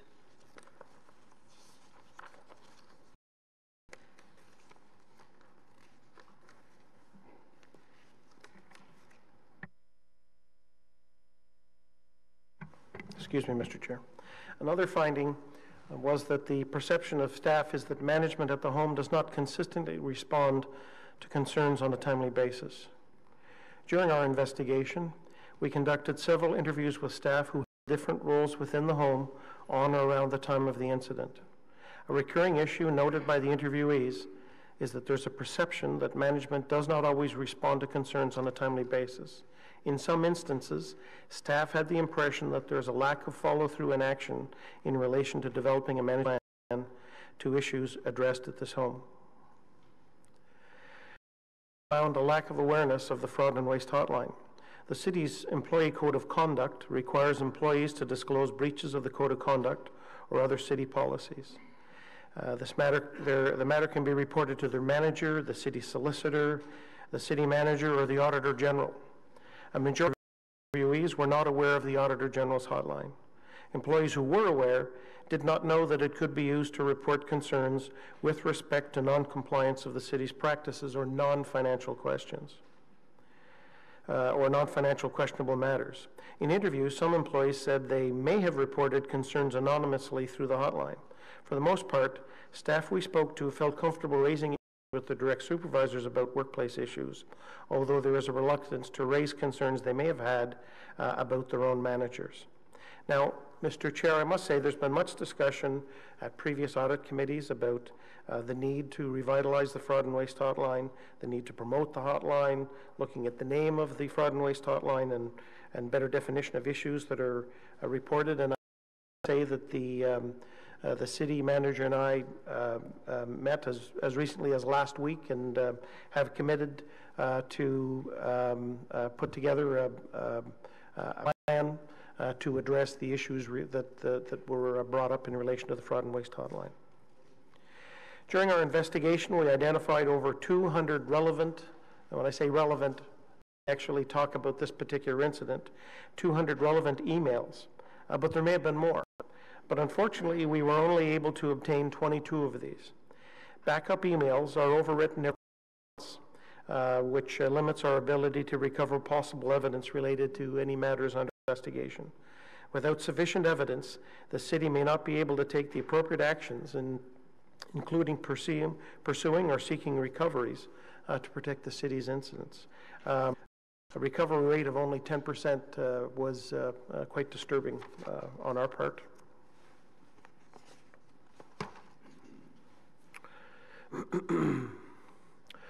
En conclusion, ce n'est pas possible d'assurer qu'avec un incident semblable à l'avenir, que la gestion protégeait les résidents et respecter la législation. In conclusion, Mr. Chair, no assurance, we have absolutely no assurance that should a similar incident occur in the future, that it would be handled appropriately to protect the resident and comply with the legislation. And that concludes our presentation, Mr. Chair. Thank you very much, Mr. Auditor General. Mr. Kanellakis, would you like to address the reports? Well, Mr. Chair, thank you, and thank you to the Auditor General for his findings and his work on these two files. The only comment I'll make is that, and I realize there'll be questions on this, flush this one out more fully. The few comments I want to make is that long-term care, because of the issues here and as we're seeing provincially and nationally, under a great deal of scrutiny. Mr. Fougere will be here at CPS committee later this morning as an independent third-party review. The Auditor General has just conducted 2 investigations as a result of fraud and waste lines. The Ministry of Health and Long-Term Care has been in the homes. In fact, they were all 3 in the homes at the same time.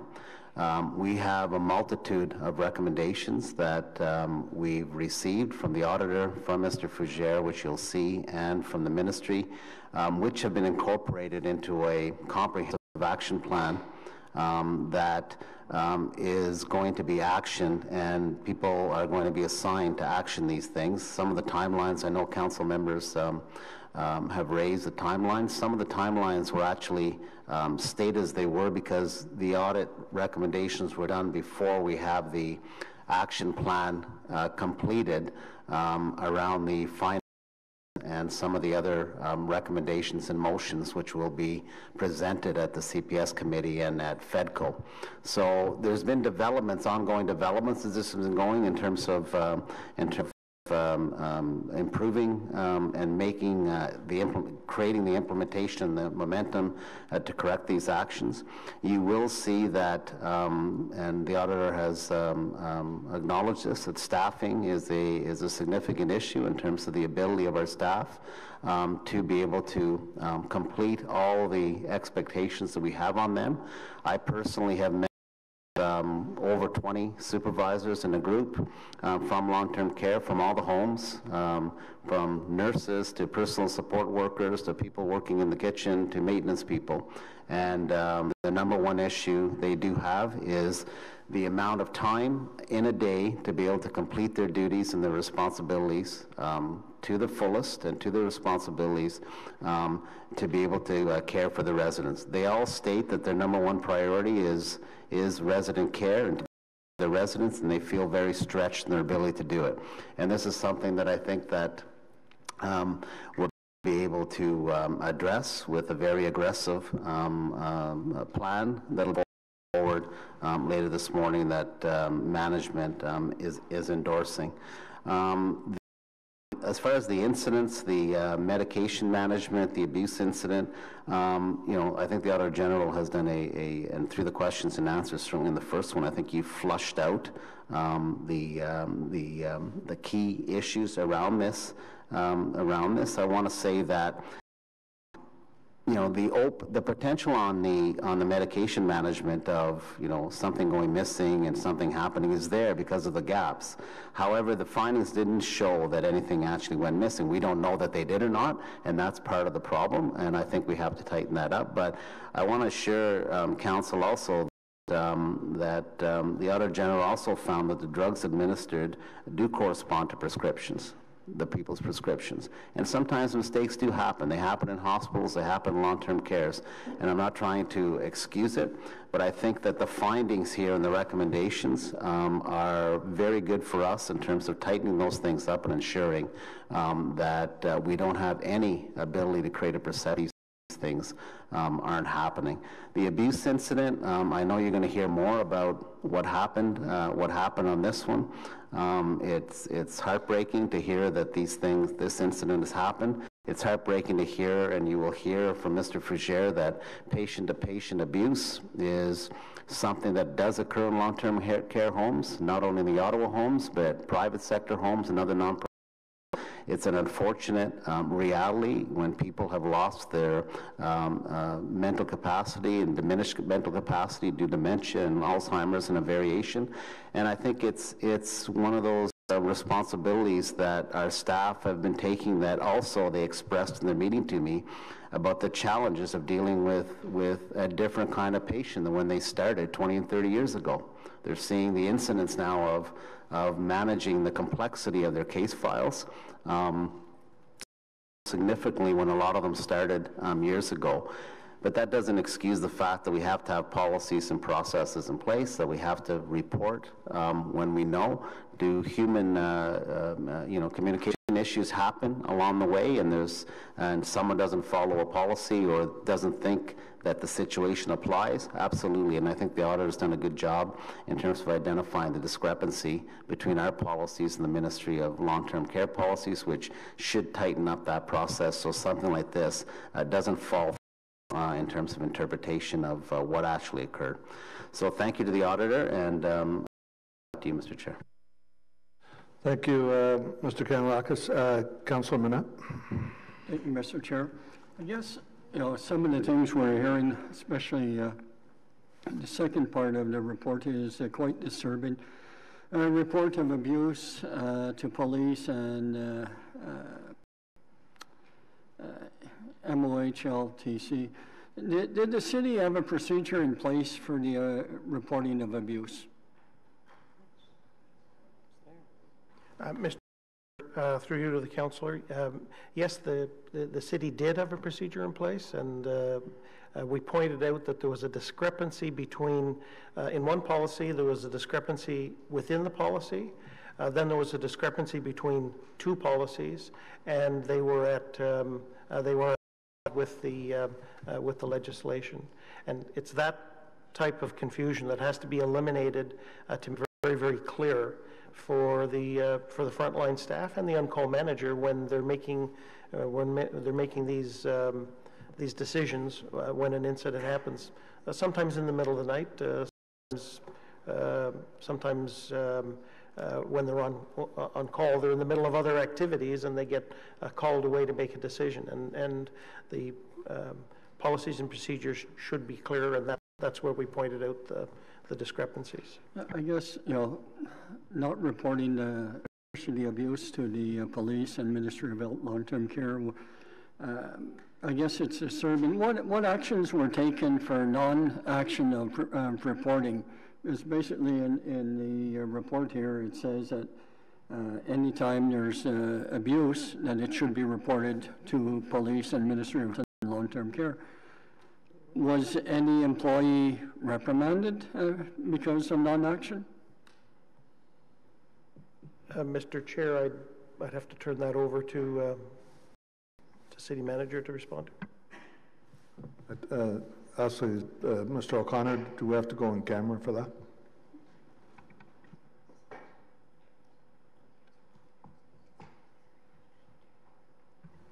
At that high-level question, no, Mr. Chair, but I would encourage to refrain from going down the path of further labor relations issues. Okay. So when the event took place, both families were notified on that very same day. The information that the on-call manager received was such that the decision was made that this did not constitute sexual abuse, and therefore the reporting was not required. The next day, when additional information was received, the decision was made to contact the ministry and the police immediately the next morning. The ministry did complete their investigation, and in the end, there was no findings of failure to report or no findings of failure to protect the resident. I guess we're dealing with two issues. There's one issue where the patient was physically attacked, which everybody was aware of, and then there's another one with the sexual abuse. Were others, when you did your investigation, I noticed you spoke to staff, did you talk to residents at the seniors' place also? Mr. Chair, through to the councillor, we didn't speak to residents, but we spoke to a broad variety of staff in relation to that investigation. Should that maybe not be something in the future when there is abuse reports to check with other residents, see if they're in a similar type of abuse or have been made aware of from other residents about similar type of abuse? Many residents, especially seniors, might be a bit scared to come forward, but if they are approached with what has happened, it might be a good idea to get their views on it to see if it's widespread or if it was just one incident. Mr. Chair, that's something that we hadn't considered. I guess I'll take that under advisement and have discussions with staff, but I'm certainly not aware of requirements under the Act beyond what was done by the city staff in relation to this incident. In some instances, we're seeing that staff felt that had the impression that there was not enough follow-through from management in implementing action plans and addressing identified issues in the home. I know we have the hotline, but in cases like this, where they're actually critical cases, we're dealing with abuse, physical abuse and sexual abuse. Is there a mechanism where staff could contact someone without having fear of reprisal from management that they have taken that action? Mr. Chair, I think the hotline is, it's been operating for well in excess of a decade. It has respectfully handled issues that have been identified to it. It has reported out. It has protected the anonymity of the individuals who provide the reports. But as was identified in this investigation, we have to do a better job of promoting it. And I that the city manager and I, when we met, discussed at opportunities that we could address those issues, and we'll probably be coming back to the committee with an update on what our plans are in that regard. Well, one thing that was quite disturbing is that both incidences, they've identified that staff, frontline staff, which did a fantastic job. They brought it up right away.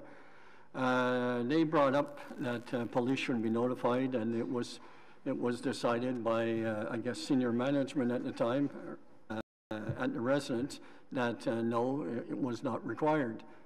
Waited till the next day. They decided, okay, well, maybe we should report it to police.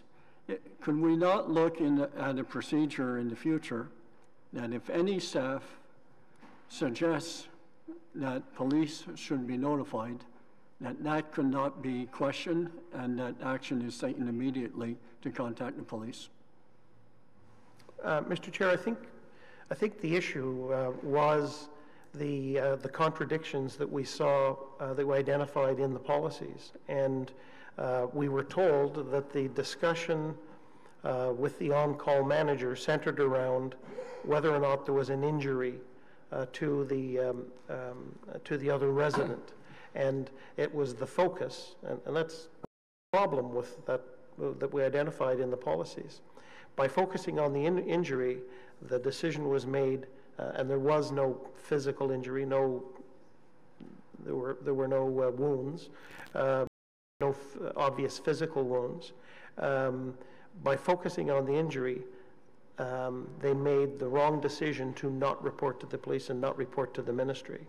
And it was that follow-up the next day with other staff that questioned that decision that led to the right decision. I believe, and that's why we recommended that if you remove that contradiction and make sure that the policies align with each other and that the policies align with the legislation, and then you make sure this is communicated to staff, then even in the heat of the moment, when these incidents occur, when staff go to look at a policy and a procedure, they will make the right decision because the right information is there. Yeah, I still go back to, if staff has any perception that they feel that it should be reported to police, I don't think we should be questioning it. I think we should be acting on it immediately. And that's a suggestion I'm making right now to the city manager. As we move forward, you have to look at that poor woman who was in that situation, having to go overnight, having to deal with that. I think the proper thing would have been, I don't care what the policy says about whatever, if there's perception by staff that, and it is brought forward to management that they should call the police, I think that action should be taken immediately. Mr. Chair, would you mind if I asked Dean to question this, because I think that's the councillors actually raised the issue. What did the staff actually tell the on-call manager about calling the police? And I'm not sure that was the recommendation of the staff. So maybe we can just get clarification about what did the on-call manager actually hear from the staff, which caused the confusion, I'd say, or the delay in the reporting.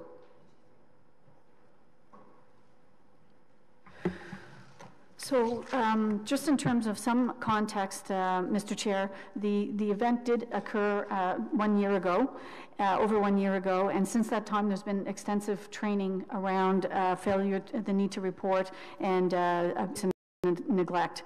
And so so there was no discussion at that point about calling the police on behalf of the original nurse. The information that was provided in Gold Care, that's where the documentation is, and what we have, what we're proceeding with is so that all on-call managers sees all the information in Gold Care to assist them in making a decision versus just what has been communicated over the telephone. So that should alleviate that contradiction or that discrepancy in terms of the I can tell you that since this incident and the Auditor General's report, the policy has been changed there so that it does absolutely align with the ministry, and that extensive face-to-face training has occurred in all of the homes. We will be having awareness weeks every single week in the home, and we have posters, cards distributed to all staff to ensure that their responsibilities are clear around reporting. And I just want to turn it over to Dean to talk about what some of the options that do exist for staff who perhaps want to disclose certain information. Mr. Chair, as indicated earlier, there is a toll-free number that any person can call, staff members, families, residents, visitors, members of the general public, if they have any suspected abuse or neglect that they want to report, and staff are encouraged to do that. Staff are also witnessed an incident, they are involved in the reporting. So the electronic submission of the critical incident to the ministry is supported by the individual that witnessed the event. I'm just going to add a couple more things in terms of the training that we've done since the event that took place last summer. We've done 100% training with over 1,000 employees on the prevention of abuse. We have a zero tolerance of abuse or neglect in our homes, and we enforce that policy. We conducted testing on all of our staff, and for those staff who did not achieve 100% on the test, we're given one-on-one coaching in the areas that they weren't sure in relation to the policies and procedures around abuse. As Janice said, we are putting an awareness week in place in the homes in June for all 4 homes. And that awareness is not just for our staff, but it's for our families, our residents, and our volunteers. The abuse is reviewed annually or as needed. And in some cases, if a ministry comes in and identifies an area in our policy where there may be an opportunity to improve, those improvements are put in place right away. And as Janice said, we have posters in the home. We have wallet cards that people wear with their lanyards, and it basically says if you see something, you hear something, say something. And that's a training that we provided to all of our staff, and all of this training around abuse on an annual basis is being delivered in person. Thank you, Mr. Chair. Just, I guess, one follow-up. I thank you for the proactive approach. I think it's something that's needed. I guess in closing, if an employee does see a scenario where he feels or she feels that police should be notified, is that the policy that they will notify the police immediately? Mr. Chair, our policy does point to both contacting the Ministry of Health, to the director, and to the police to report. And the investigations then get conducted by those 2 bodies. So it would not be questioned. Thank you very much. Thank you, Councilman. Councilor Al-Shantiri. Well, I think that was going to be my question about the police. And Councilor Manette did a good job asking those questions. So I'll stand down, Mr. Chair. That's somebody. Good. Thank you. Councilor Wilkinson.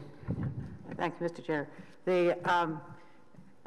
I thank the staff for what they're doing. I think they've done a great job in moving forward because of the recommendation that you had, and I know there'll be more coming up in the meeting later on. There's a couple of questions I have more about. First of all, about staff. I know a lot of people who have people in long-term care. Because at my age, I have a lot of friends who have spouses and things there, so I hear quite a bit of things about it. And they're not necessarily our homes or anyone. But one of the things that I have heard about people who work there, that the staff themselves are often abused by the patients and often even hit and do. And I'm just wondering, what is our policy for dealing with situations when a staff is actually becoming physically abused by a patient? Because these patients with dementia and things often don't know what they're doing, and it can be quite severe. I haven't heard it talked about. We talk about the patient, but the way as well. Mr. Chair, I'd just like to highlight the demographics of the clients that we're seeing. 40% of our residents exhibit moderate to severe aggression. That can be yelling, swearing, punching, hitting, spitting. These are the types of things that our staff are subjected to.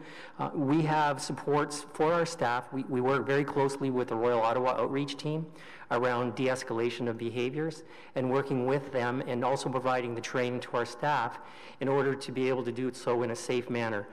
As a last resort, if we have a resident who we are not able to manage in the home, we would send them out to hospital until their care plan was stabilized and we could bring them back into the home. In addition to that, in each one of our homes, we have PSW behavioral support champions that are available as well to support staff in developing the appropriate care plan to provide care in a safe manner. If the patient has a lot of aggression like that, I know this happens, do you have them go in pairs sometime? I think some of our staff are actually at risk. Mr. Chair, that's absolutely true. Some of our residents require two-person assist with the activities of daily living, and that's often for the safety of the residents and the staff. Okay. And I think this also outlines the issue about how we're staffing our facilities now. They have, as you mentioned, changed drastically in the last 25 years. They used to be acting more like our retirement homes act now. They're no longer that way. They now have, the average age is usually over 90, and the level of dementia has increased significantly. And it's sad to see, but I think it does require, as a community, that we actually put the resources in place. And I'm hoping the committee, I'm sure there'll be some recommendations on that going to committee, but I think that's one of the things we do have to address. And I think that helps us in the prevention. The other one that I would like to ask about was, you mentioned that this particular case, they moved him to a male one. And I was wondering why he was in a female one to start with, or do you not have an idea, unless it's a couple where you want them close together, that they actually separate the sexes? Because I think this kind of... Sorry, Councillor Wilkinson, can we come back to the report? Yeah, well, it was mentioned by the Auditor General. Yeah. That's why on this particular case, they moved him sometime later to the male of the building as away from where a lot of women were around. I'm just wondering why that was not done even earlier, exhibiting features, but even if why it isn't done generally in any case, because these kind of things can happen with them close together. We all know that. Mr. Chair, we do move residents around when they're not appropriate for a specific area. In one of our homes, we do have a designated male unit where residents that was described in this incident would be placed for everyone's safety. However, the homes are full, and in order to move somebody, we need to make sure that we have an empty bed to be able to move them to another room. So that's another situation that we have with they're always full. Okay, thank you. I appreciate that, but I think we have to look at that aspect for option designing and laying out our buildings. Thank you, Mr. Chair. Thank you. Councillor Wilkins. Councillor Cloutier. Merci, Monsieur le Président.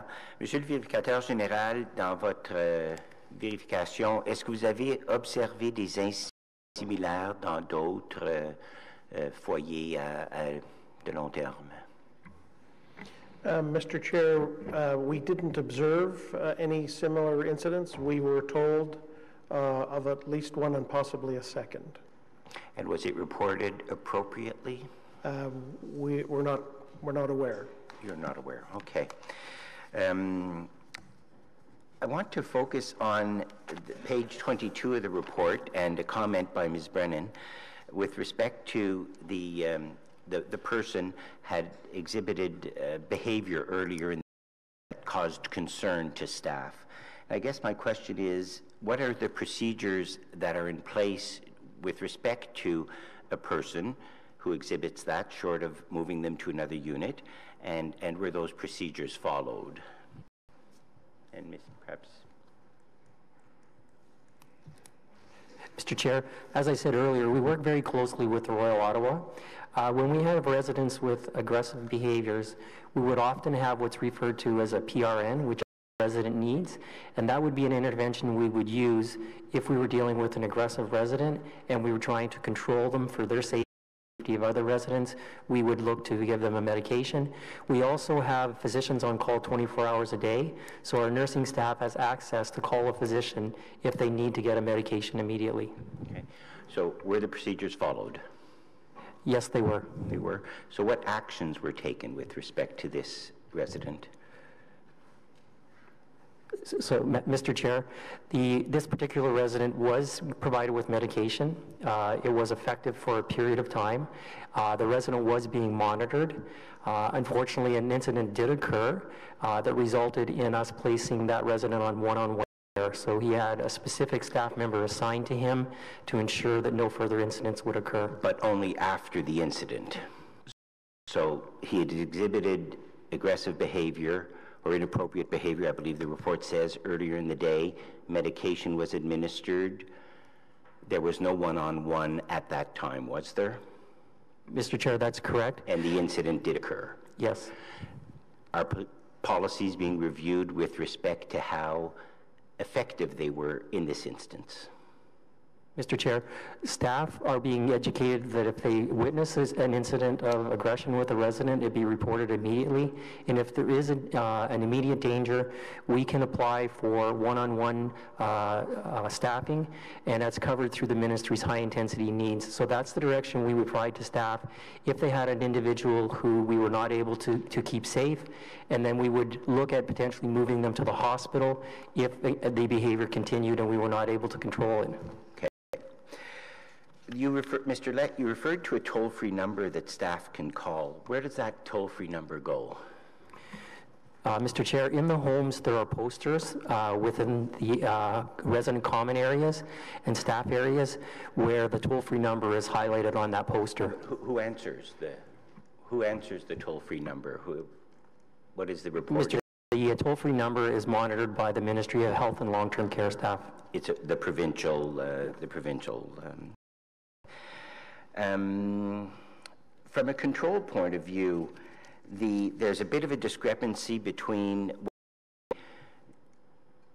a reporting nurse says, she said to the on-call manager and that person's interpretation of the fact. And from a control point of view, any way that we can improve the reconciling of those two differing accounts. It appears that only after the fact, the next day, the second RN situation. Mr. Chair, we are currently in the process of developing a reference document with standardized questions so that we're asking the right questions when an incident is being reported. In addition to that, today our managers have access to the healthcare records of the residents that reside in that specific home. We're now working with our software to enable our managers to have access to all resident charts across the 4 homes so they can go in and read progress notes relating to any incident that may have occurred. Are you referring to care? Yes. And on-call managers did not have access to Gold Care before? That's correct. And now they do? They're going to be given that access. We're in the process of putting that in place. As I said, access to their own residents within the specific home they work in, and we're going to open it so they have access to all over 700 healthcare records. And in this case, does Gold Care, and maybe this is for the Auditor General, does Gold Care reflect accurately the incident as opposed to the recollection of the verbal conversation? Mr. Chair, the recollection of the nurse was the same as what was the same as the incident that was reported by the other observers. It was the same as the information in Gold Care. The only thing that differed was the recollection of the on-call manager and The notes that on-call manager made in the on-call report. And the notes that on-call manager made in the on-call report are not the same as what we find in Gold Care. That's correct. And you had access to that call log? We had access to everything, yes. But no recordings. There are no recordings. No. Thank you. Thank you, Councillor Cloutier. No other questions. I'll just ask a couple of my own here. I think this report goes to why many of us get involved in public service and employees as well, because we want to be there to help people when they need our help. And what this report highlights is where the system, I don't know if we want to call it broke down, but it certainly let down the resident involved in this. So my question to Ms. Burrell is, if you're telling them to call this provincial toll-free number, in my mind that would not have helped in this case, because the provincial policy says there has to be an injury. Yet in our workplace, there doesn't have to be an injury. If you're if someone's harassing you, or especially in this scenario here, if they've taken you in a room and gave every indication they're preparing to have sex with you, I think we would react a whole lot different. We wouldn't be waiting for the actual injury or even the touch. Just the whole suggestion of that would trigger quite a reaction, I would think, here at the city. So why would we want to suggest that they call the provincial number if that's not going to help? So, Mr. Chair, I think you may be confusing the two. So the requirement that they contact the ministry is in the case of abuse, alleged or actual abuse that's witnessed. So and that includes contacting the police as well. So that's the one option, and that's where the auditor had adequately pointed out that there was a discrepancy between the policy and the practice of the city. So that's since been resolved. The other hotline is an opportunity for any staff that has issues or concerns, and families and volunteers as well, that may want to call and report something other than that duty to report to the ministry on instances of abuse or neglect. So those are two different requirements. So separate and formal reporting, there's still the formal piece that goes. Okay. And a hotline, yes. Have we asked the province to change that policy, to take out the word injury, or change it to something more appropriate? So, Mr. Chair, the incidents of injury are related to physical assault between two residents, and the definition within the ministry states that if there's no injury, you're to continue and put in place the appropriate actions to protect those residents. But if there's no injury documented, the legislation today reads that it does not need to be reported to the ministry. Okay, and you mentioned earlier that the staff were aware that there was issues with this gentleman, but the all-men's ward did not have a bed available, is that correct? And that's how he ended up in this ward as compared to any other ward? Mr. Chair, no, I was implying that if we were to move that resident that night, we didn't have another vacant room in the home where we could place that resident. But let's go back to how he got in there in the first place. I thought you were suggesting that it was because there wasn't a room for him. If we already knew this gentleman had these issues and was dealing with that, how did he end up in a women's ward? Like, to me, that would have been the last case scenario of where you would want to put somebody that's showing these symptoms. So, Mr. Chair, our units have both male and females on our units. So that's standard across our homes where residents, both male and female, reside in the same home area. So all the other wards would be the same as this with the exception of the all-male one? That's correct. So the other ones wouldn't have been any safer for the residents if he had been put in there? That's correct. Okay. Thank you. Okay. Thank you, Mr. Auditor General, then, for your report. Going back to the agenda here, so I'll read this out, that the Audit Committee received the reports on investigation into the long-term care homes and recommend that council consider and approve the report recommendations. Is that received and carried? It is? Thank you. Let's see here. Now into the wrap-up. Right here, yeah. Sorry, so item number 2, which is the status update of the Audit Committee inquiries motions for the period ending 13th April 2018. Is this item received? Okay. Now, also need to ask that we confirm the minutes for minutes number 14, which were the 30th of November 2017. Can the committee confirm those minutes?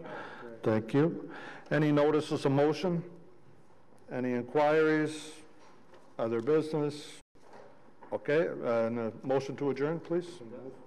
So moved by Councillor Elsinter. Can you just say CPS will start at 12:30? 12:30. Community and Protective Services, just informed by the chair, will start at 12:30 here in this room. Okay, thank you all for attending. And thank you, Mr. Auditor General, for your work. You want to collect